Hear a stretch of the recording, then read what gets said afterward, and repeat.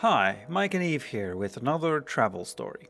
After 3 weeks on the Caribbean island of Aruba, we could finally travel to Indonesia for a longer time.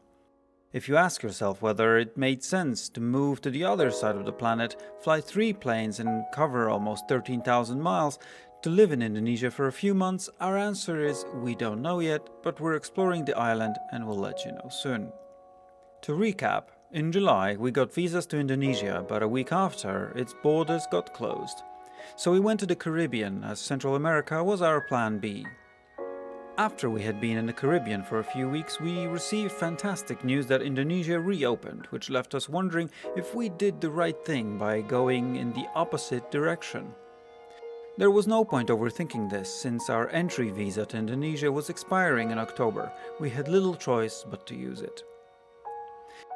It wasn't easy to get that visa, and since it was a business visa, it cost a lot more. We were even required to submit test results when applying for the visa, and then had to stay in isolation for 5 days in one of the hotels selected by the state. We'll come back to this in more detail a little later.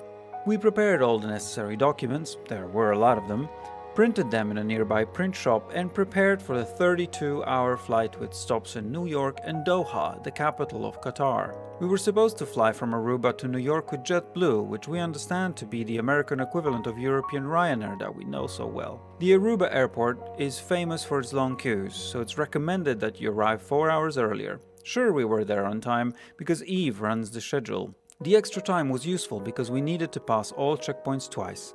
In addition to the immigration control in Aruba and 2 security points, there's also an American customs clearance. Our luggage was much too heavy, but I used my charm and so we didn't have to repack. How you doing? Okay, so we had a lot of kind of worries, I would say, because of the complexity of our flight. Because it's from here to JFK, and we read online that we actually have to leave sort of the airport and recheck in again. But luckily that is not the case, and we have all sets of boarding cards all the way through Jakarta. So overall I think it's something like 36 hours. And then quarantine for 5 days. Luckily not 8 days, they've just changed it overnight, so yeah. The first flight was supposed to take us less than 4 hours. We were still super excited to fly again after a 2-year break. Wow, I gotta say, there's a whole bunch of screens, which I didn't expect. Airplane, and it's got screens and headrests and very slim moving chairs, which is awesome.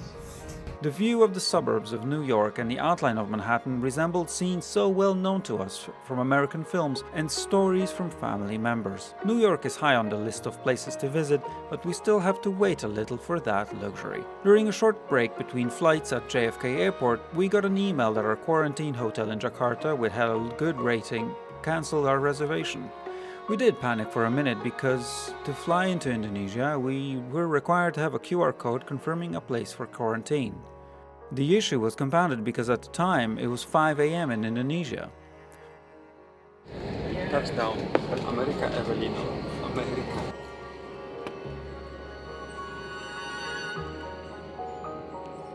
JetBlue welcomes you to John F. Kennedy Airport in New York, where the local time is 5:37. Without reading any reviews or any additional knowledge about the new place, we decided to book the first hotel that answers our inquiry. This is when we had our first encounter with Asian data security and the fact of them doing everything via WhatsApp, which included sending copies of passports. Trying not to think about security of our personal data, we breathed a sigh of relief when we got the booking confirmation minutes before boarding our next flight. Despite all this, we felt particularly good spending those few hours at JFK. We were brought up with the image of the American dream being very much alive. We liked the confidence of Americans, their constant smiles, and we enjoyed seeing all those stores that we know only from movies. Our next flight was a 12-hour one to Doha, the capital of Qatar. We flew their native Quatar Airlines, and it was a fantastic experience. The quality of service was very high and stayed consistent regardless of which class they served. We were given fresh blankets and a packet with a toothbrush, toothpaste, sleep mask and earplugs. We watched a couple of movies, ate tasty food and managed a nap. So the meals just come in, and I have some fantastic rice with onion topping and chicken underneath, which is very tasty. And it's actually a trick the airlines have to pull off, because at this altitude, with this air pressure, I understand that they have to specially formulate it so that it has a stronger taste, so that we actually can taste it, because at this height apparently we don't taste it as much, or we lose some sense of taste. Then there's chocolate pudding and some couscous. Also on the side, a piece of hot sweet roll. And I ordered some champagne. So absolutely fantastic, very happy. Before takeoff, we promised ourselves that to reduce jet lag, we would preset our watches to Indonesian time.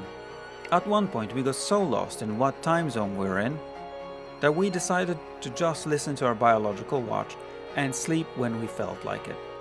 Tough, we'll somehow get through it later. We were to spend less than 3 hours at the airport in Doha. It was the perfect time to walk around one of the most architecturally significant and luxurious terminal complexes in the world. It was very evident that Doha is becoming a world center for business and tourist travel. Every glittering surface of its sumptuous departure and arrival areas were spotless. What was most surprising was silence. Apart from the Islamic calls to prayer, which are held 5 times a day, it's a very quiet airport. There are no grinding announcements to disturb the peace of mind, and in some places it's sometimes so quiet that you could hear a pin drop. In the main hall, it's impossible to pass by indifferently by the huge yellow teddy bear sitting under a black lamp. It's such a fascinating sight that it attracts a constant group of people who take pictures with it. 9 hours of a very enjoyable flight later, and we finally landed at Jakarta airport in Indonesia. This is our first trip to Asia, so we were excited and very curious what our first impressions would be. We also had a great sense of relief that we finally successfully got there. At the airport, we had to go to various checkpoints, test counters, show visas, proof of first hotel reservations, departure tickets off Indonesia, earlier test results, and of course we were grilled about the purpose of coming over. We learned quite quickly that we were not street smart enough.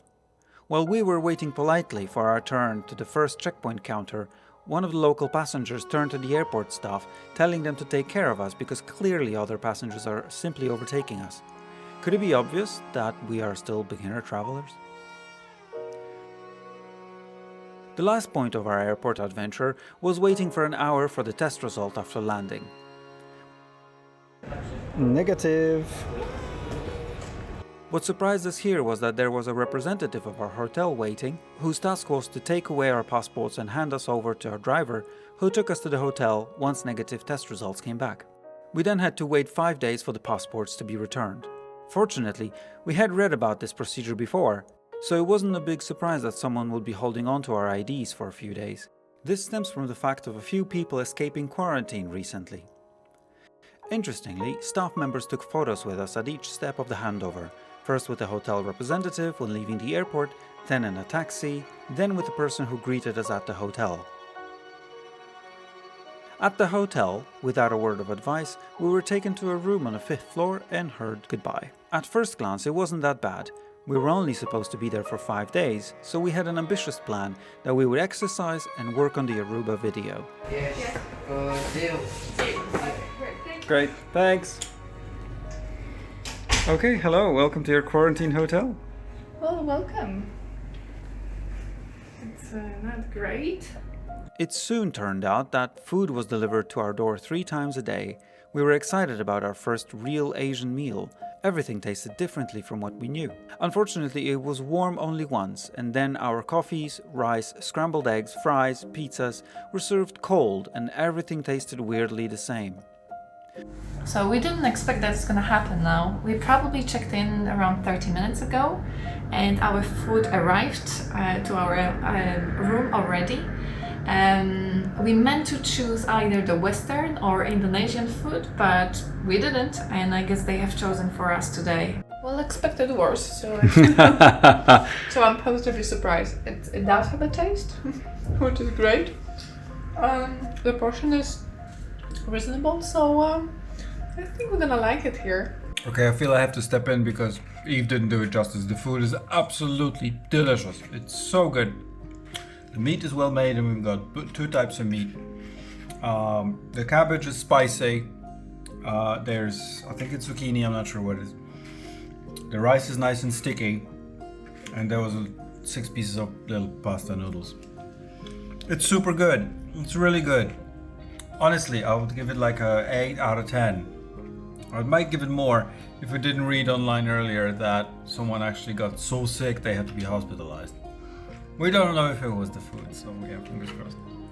When first impressions wore off, we noticed that the room we're staying in wasn't a particularly clean place. And since we were in isolation and no one was allowed to enter our room to clean, I decided on the second day to work on its cleanliness and sacrifice one of my socks and body wash to clean our entire room. After that, it smelled amazing, which cannot be said about how it smelled outside. We were, after all, in the oldest part of Jakarta, surrounded by high traffic streets, and some days smog was apparent in the sky. Being held in a relatively small room meant that if I wasn't glued to my laptop, I was looking out the window. Eve spent this time either watching Netflix or taking naps. I ended up documenting daily life of what was happening on the street below from our hotel window. This resulted in a short documentary called People from Petamburan. The link is in the description of the video and in the tab above. Then the time came for a final test on the 4th day. If the result was negative, we could leave the hotel and go outside for the much coveted hot breakfast and coffee. So we just walked out. No one asked us anything, no one asked who are you. Something tells me we could have done this every day. This feels so weird to be out and see all of this. ATM. Okay, ATM first. We found the nearest cafe on Google Maps and quickly learned a few things. First of all, Google Maps does not reflect the reality in Indonesia. All cafes either did not exist or were closed, despite their status in Google Maps as open during hours shown. Second, there are few sidewalks in Jakarta and people don't usually move around on foot. Third, it turned out we lived near a slum surrounding a railway track which we had to cross to reach the next allegedly open cafe, which, you guessed it, was closed. Already subdued by the quarantine and hungry, we returned from this escapade devastated and awakened by the realities of a developing country. We quietly started to question whether this trip was the right thing to do, especially after the luxuries we found in the Caribbean. After unlocking the ATM card, which the bank hastily blocked after detecting its location on the other side of the world, we got some cash. Then we stocked up on a few snacks at a local 7-Eleven and headed to the airport to eat a hot pizza, drink the first hot coffee for nearly a week, and use the local Batik Airlines to fly to our destination, Bali. We stayed in Canggu, the famous mecca of digital nomads. In our imagination, we saw ourselves going to lots of cafes where young people sip cappuccinos and work on the next big project, and in evenings gather to exchange business ideas. We rented an en-suite room for a few days and planned to first get acquainted with the area and see exactly where we want to live long term. Our hotel looked typically by Balinese standards, a few separate rooms arranged around a small swimming pool, all with a glass front door. Soon it turned out that it wouldn't be just the two of us in the room. The other tenants were geckos, which were very talkative during the night. The gap between the entrance door and the floor was also an incentive for other species of animals and insects to come in. Co to jest gecko?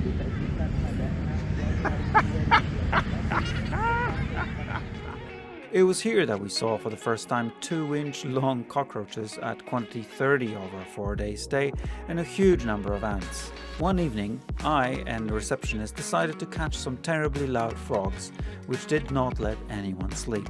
Let's be honest, Bali is not only what you see in these beautiful Instagram photos. It's also the reality of an emerging infrastructure that is still embedded in an enormous amount of diverse flora and fauna, bombarded with high temperatures, 100% humidity, and heavy monsoon rains.